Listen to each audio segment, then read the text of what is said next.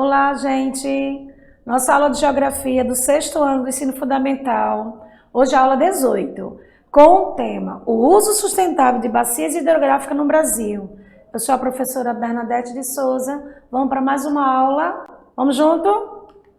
Vamos lá, minha gente, hoje começa com recursos hídricos, que é o nome dado que a gente utiliza, o recurso natural da água, chamado recursos hídricos.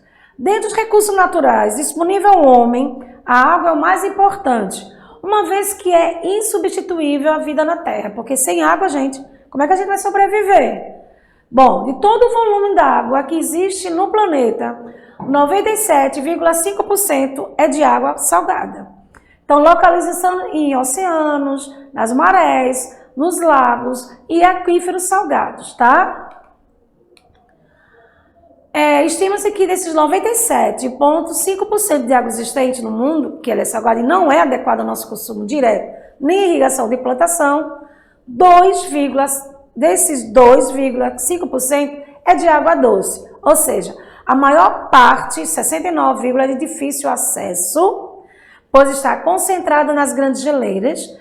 30% são de águas subterrâneas, né, que é armazenada em aquíferos, lençóis d'água, e 1% se encontra nos rios. Então, é mais fácil encontrar água salgada e mais difícil ter água doce. E dentro dessas águas doces, ainda ela é mais difícil encontrar porque ela está concentrada em águas de geleiras, ou seja, estão congeladas. E só 30% dela que estão em subterrâneos, tá? Armazenada em aquífero. Então, vamos lá.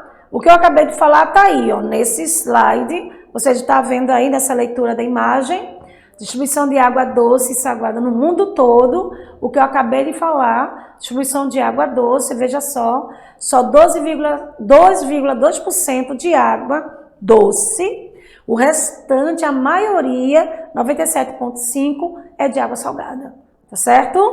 Então, dê mais uma olhadinha no slide para você memorizar aí, certo?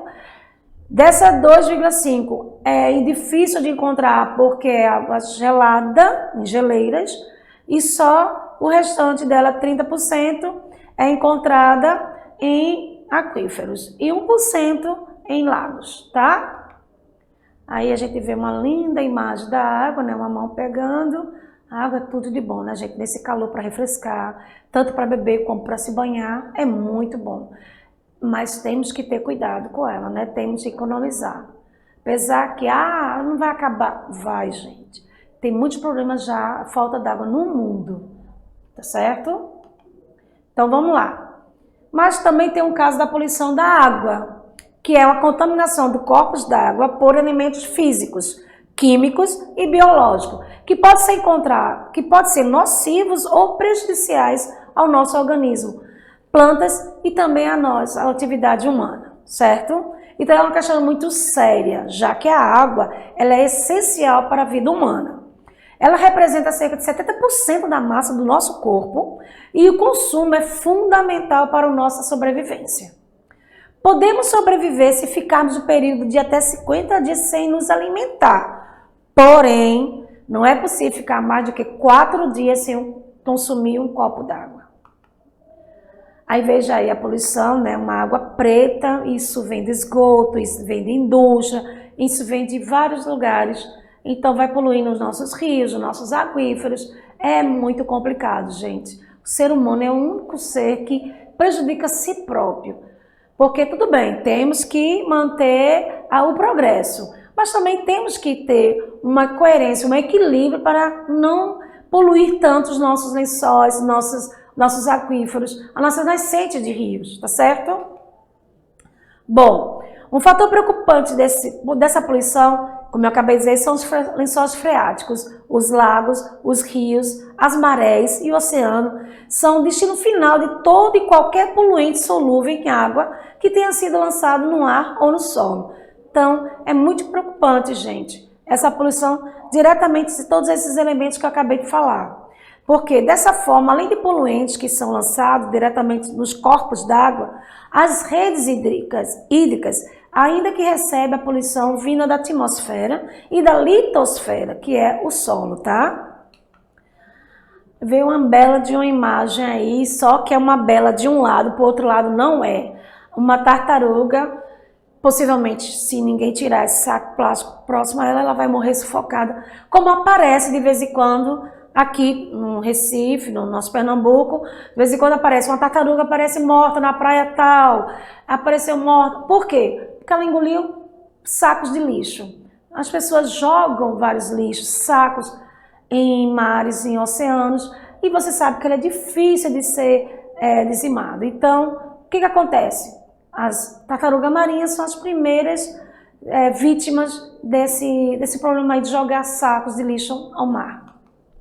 Então, a poluição marinha ocorre, como sempre, o resultado do derrame no mar de partículas, como produtos químicos, resíduos restantes de atividade agrícola, comercial, industrial ou residencial, e ainda da disseminação de organismos invasivos que trazem efeitos negativos ou potencialmente negativos para o ecossistema. O que eu quero dizer, gente? Como eu disse antes, essa poluição marinha, tudo isso acontece com esse deslanche do mar. Produtos químicos, resíduos, como acabei de saco plásticos, né? Vem da atividade agrícola, comercial, industrial e ainda nós de residencial, tá certo? E com isso vão contaminar ou vão criar negatividade, que os animais marinhos. Eles bebem, eles comem isso e, consequentemente, eles morrem. Então, no Brasil, sai da poluição, vamos ver o conjunto de recursos hídricos no Brasil. Os recursos hídricos no nosso território brasileiro, que são as bacias hidrográficas e o Oceano Atlântico, os rios, os lagos, as lagoas, os arquipélagos, os golfos, as baías, as cataratas, usinas hidrelétricas, barragens. Veja quantos recursos hídricos só no nosso território brasileiro, gente. É muita coisa. Então vamos lá, vamos começar pelas bacias hidrográficas.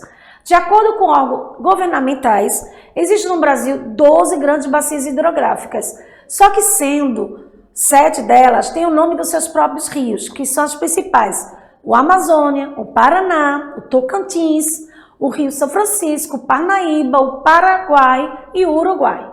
As outras são agrupamentos de vários rios, não tendo o rio principal como eixo. Por isso elas são chamadas de bacias agrupadas. Elas não são as principais bacias hidrográficas, tá certo? Aí você vê aí nos slides, gente, os rios e a bacia. Tá clarinho, mas dá para vocês perceberem. As principais que eu falei é de acordo com o nome dos seus rios. A verde aí, toda aí do bacia amazônica, né? Tá no Paraguai, Uruguai, tá tudo lá aí, tudo certinho. Bem as cores clarinhas, mas dá para perceber, tá bom? Então, bora lá. O país possui uma das mais amplas, diversificadas e extensas redes fluviais de todo o mundo, gente. A maior parte da América Latina conta com a maior reserva mundial de água doce e tem o maior potencial hídrico da Terra.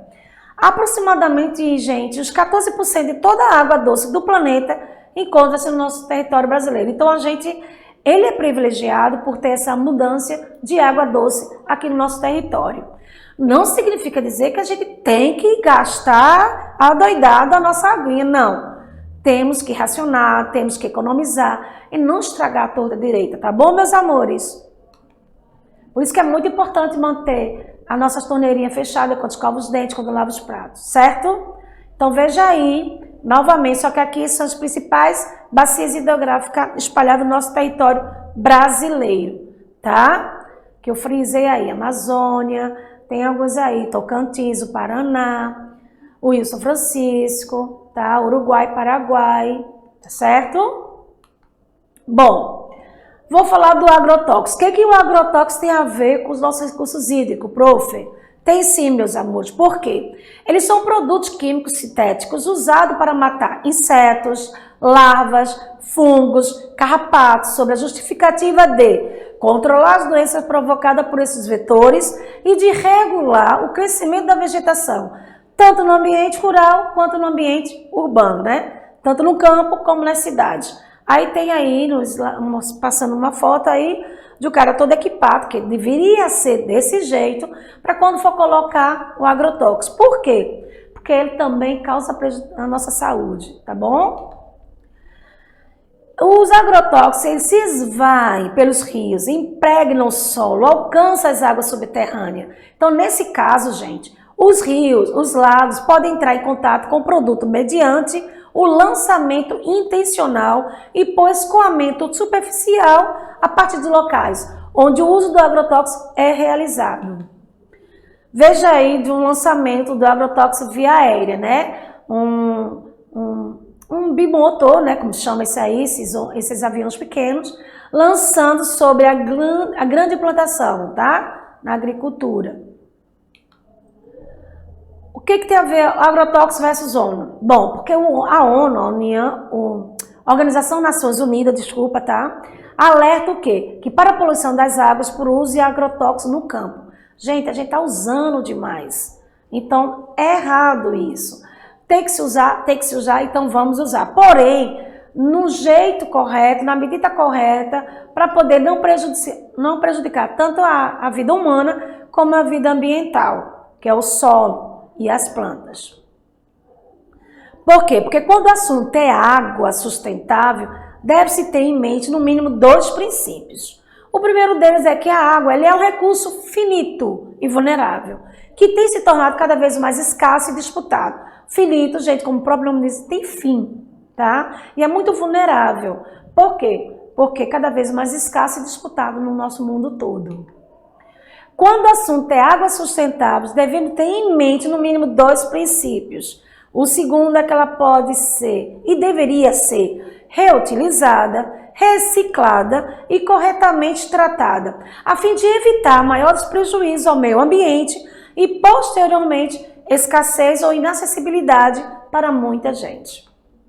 Então, veja só, enquanto aqui no Brasil, nosso território, temos 14% de água doce, em outros lugares, a água é escassa e quando ela vem poluída, barrenta, dando prejuízo aos seres humanos com N doenças, né? Dá uma olhada aí nessa foto, nos slides aí, gente. Então, água na agricultura é a primeira da lista mundial em gasto com água. Depois vem, em segunda opção, a indústria, porque essas duas gastam muita água para poder ser tratada, as plantações para irrigar, na indústria para lavar, para poder utilizar os produtos produzidos na indústria. Então, tudo isso, ambas têm que usar um alto consumo desse hídrico sustentável, visto que a água faz parte da sua subsistência. Portanto, necessita mais de água, então vamos tentar usar adequadamente. Olha aí como é a água na agricultura. Desperdício não. Dessa forma aí é uma das formas mais corretas, porque ela está colocando bem a quantidade e espalhando, certo, gente? Uma irrigação adequada, mas mesmo assim se gasta muito litros d'água para se hidratar a agricultura. Então, o uso da água no setor industrial se caracteriza por ser realizado em várias formas. A citar o uso como insumo do processo do produto, o uso de sistema de utilidade deles, que é o resfriamento, caldeira, etc. Utiliza muito, meus amores, muita água. E para fins sanitários também, né, gente? Então, foi a água na agricultura e isso aí é o uso da água na indústria. Veja, a pintura, ou a limpeza, tudo isso, veja a quantidade de água para um carro. Ela é reutilizada, deveria ser, mas vai chegar um ponto que você vai ter que usar outra água novamente para utilizar em outros carros. Então, se gasta muito litros de água na indústria. E essa foi a nossa aula, meus amores. E aí, o que vocês acharam? Prestaram atenção mesmo? Vamos treinar um pouco, eu tenho 2 questões, tá? Se a gente não entendeu, temos tempo suficiente para dar uma nova revisada. Mas vamos lá. Segundo uma Organização Mundial de Estudos Ambientais, em 2025, ou seja, daqui a 4 anos, 2 de cada 3 pessoas viverão situações de carência da água, caso não haja alguma mudanças no padrão atual de consumo da produção, do produto, né? Então, aquilo que a gente sempre diz, economiza água, mesmo que nosso território tenha água. Mas um dia a água ela pode acabar ou ela pode diminuir bastante, como algumas regiões nossas, que é o caso aqui do sertão nordestino, temos poucas águas. Então, vamos tentar, gente, economizar, tá bom? Então, vamos lá. Uma alternativa adequada e viável para prevenir a escassez, considerando que a disponibilidade global seria 2 pontos. Letra A, desenvolver processos de reutilização da água. Letra B, explorar leitos de águas subterrâneos, né? Letra C, ampliar a oferta de água captando-se em outros rios. Letra D, captar águas pluviais, ou seja, água das chuvas, tentar armazenar água das chuvas, para tentar equilibrar isso, o consumo, né, o armazenamento dela. E letra E, importar água doce de outros estados, né? Então, qual é a alternativa mais viável para se diminuir ou prevenir a escassez da água? Seria qual, meus amores, dessas todas as alternativas que eu acabei de falar? Estão lembrados? Desenvolver processo de reutilização, também pode ser. Explorar leito de água subterrânea, pode ser. Ampliar a oferta de água, captando em outros estados, de outros rios, pode. Fazer a transmutação de locais de rio, pode. Águas pluviais, bom, seria ótimo. Lugares que chovem mais, elas transportar para chove menos, mas aí é complicado. Água doce de outro estado, também. Gente, a resposta adequada seria mais a letra A, que é desenvolver processo de reutilização da água. Lembra que logo no início da aula, eu falei que mesmo a gente tenha mudança no nosso território, a gente tem que manter essa disciplina de reutilizar, de economizar água, tá certo? Tá certo, meus amores? Vamos para o segundo? Vamos lá. Vamos falar agora sobre a característica de redes hidrográficas brasileira. Como é que ela é? Vocês vão me dar a indicador que ela é a mais adequada. Vamos lá. Ela seria formada principalmente por rios intermitentes, que seria a letra A. Seria a letra B, não apresenta cursos d'água em áreas de planalto. Letra C, possui rios com predomínio de voz do tipo estuário. Letra D, todos os rios brasileiros possuem regime nivelado, né? Ou a letra E, gente, é composta por rios de baixo aproveitamento hídricos. Qual dessas alternativas seria uma característica mais adequada que dizesse assim, ó, a rede hidrográfica brasileira é feita disso aqui principalmente? Qual dessas? Vamos pensar um pouco aí? Vou deixar um tempinho. Temos tempo demais hoje. Bora lá? Formada principalmente por rios intermitentes, não apresenta cursos d'água, rios com predomínio de voz, tipo aí. Vamos dar uma olhada no slide, gente, presta atenção. Bora, meu cotoco de gente, sexto ano, bora lá. Todos os rios brasileiros possuem regime nival, composto por vários rios de baixo aproveitamento hídrico. C, meus amores, possui rios com predomínio de voz tipo estuário, principalmente aqui no Brasil, tá? A gente tem os tipos estuário, então o tipo de rios que vai tendo influências com outros, vai aparecendo com outros. Então lugares onde tem mais alto para ter a queda, porque é assim, é mais adequado para a gente formar uma hidrográfica, tá? E ela vai se caminhando, tendo alguns lugares altos, tem alguns lugares mais planos, e com isso vai decorrente aos seus caminhos d'água. Certo, meus amores? O que vocês acharam da aula? Falando sobre o assunto da água, né, gente? E aí, querem uma nova revisão? Porque a gente tem tempo, né? Hoje tem tempo demais. O que vocês acham? Qual que vocês não entenderam bem? Eu posso até revisar, tá? Eu posso até mudar. Vamos ver aqui, gente, rapidinho. Vê só. Temos a água. Tem uma questão de as bacias, que vocês acabaram de ver, né? Possui a maior da América Latina, água doce, hídrica, 14% de água doce, enquanto no nosso território, vamos lá. Temos problema do agrotóxicos. O que tem a ver os agrotóxicos, prof?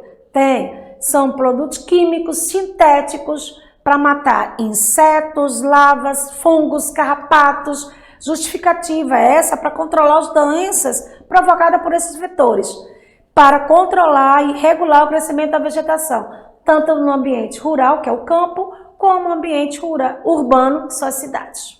Certo? Também eles podem esvair pelos rios, solos, então até chegar às águas subterrâneas, rios e lagos, tem contato com isso, então pode lançar intencionalmente o escoamento superficial a partir desse local e o uso do agrotóxico onde é realizado. Como eu falei aí, pode ser uma pessoa ajeitar ou se não por vias aéreas aí, lançando nas plantações. Só que a ONU está mantendo sempre alerta, gente, vamos ter cuidado dessas poluições aí, vamos tentar poluir as águas, vamos tentar diminuir esse abuso do agrotóxico no campo, tá certo, gente? No mínimo, para ter uma água sustentável, a gente precisa de 2, água com recurso finito e vulnerável, que necessita cada vez mais escasso e disputado, tá, gente? São esses 2 princípios. Quando ela é sustentável, também a gente precisa outros 2, que foi o que eu falei, sustentável, falta. E o segundo seria, a água pode ser e deveria ser reutilizada, né? O primeiro deles é o recurso finito, pode acabar. E o segundo, ela pode ser reutilizada, tá? Tratada adequadamente para evitar maiores prejuízos ao meio ambiente e, posteriormente, a escassez dela ou a inacessibilidade, ou seja, a falta de condições de chegar para muita gente essa água aí, tá? A agricultura, ela tem gasto muito alto para poder utilizar na agricultura, e como primeiro, e a segunda, como na indústria, como a gente vê aí, certo? Porque ambas utilizam muita quantidade de água. Na agricultura, como a foto aí está mostrando novamente, e na indústria também muito utiliza para poder limpar os processos produtivos, sistema, resfriamento das caldeiras e para fins sanitários, né? Isso, água. Na indústria e na agricultura. Aí foi as 2 questões que eu utilizei para vocês. Tá bom, meus amores? Gostou da pequena revisão? Gostaram? Qualquer coisinha, pergunta ao seu professor, ó, aquela aula tal aí, professores, fique ligado, mostra para os seus alunos, tá certo? E a professora Bernadette aqui agradece por mais uma aula do sexto ano fundamental de Geografia. Foi a número 18, tá certo, meus amores? Fiquem com Deus e um grande abraço a todos. Tchau!